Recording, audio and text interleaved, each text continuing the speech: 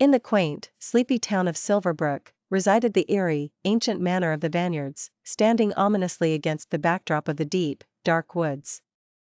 Its bleak, stone structure and towering spires were the stuff of nightmares for the townsfolk. One fateful evening, a young, audacious journalist named Richard, lured by the manor's infamous legend, came to investigate.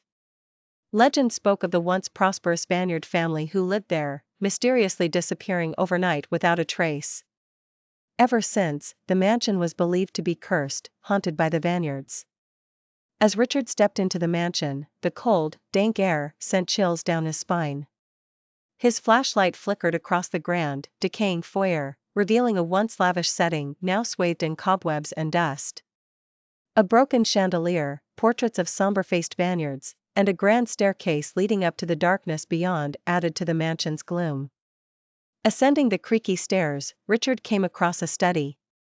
As he entered, a gust of wind blew the window open, causing papers to flutter and a portrait to fall.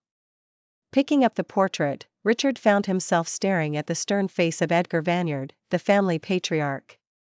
His cold, piercing eyes seemed to follow Richard, adding to his unease. Venturing further into the mansion, he spotted a door at the end of a long corridor. As he approached, he heard soft, eerie whispers echoing around him. Dismissing it as his imagination, he pushed the door open. Inside was a pristine nursery, untouched by time. The room was strikingly different from the rest of the mansion. A chilling sense of dread filled Richard as he noticed a rocking horse swinging back and forth on its own. Suddenly, the whispers grew louder, morphing into agonizing screams. Richard turned around to see horrifying apparitions of the Vaneyards, their faces twisted in pain and terror. Their spectral hands reached out for him, their screams deafening. Richard was paralyzed with fear as Edgar's ghostly figure loomed over him, his eyes filled with rage. "No escape," Edgar's voice boomed, echoing through the mansion, "you are in the Vaneyard's grasp now." Richard woke up with a start, his heart pounding. He was back in the foyer. Was it all just a nightmare?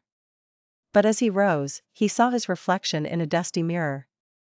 To his horror, his hair had turned stark white. Running out of the mansion, Richard was greeted by the first rays of dawn. As he looked back at the manor, he could see the apparitions of the Vaneyards staring out from the windows, their hollow eyes watching his every move. The haunted manor of the Vaneyards stood there, a chilling reminder of the horrifying experience Richard had just survived.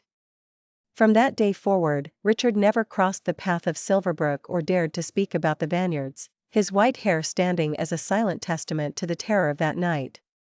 And the Vaneyard mansion continued to loom over the town, shrouded in its curse, forever a horrifying tale among the townsfolk.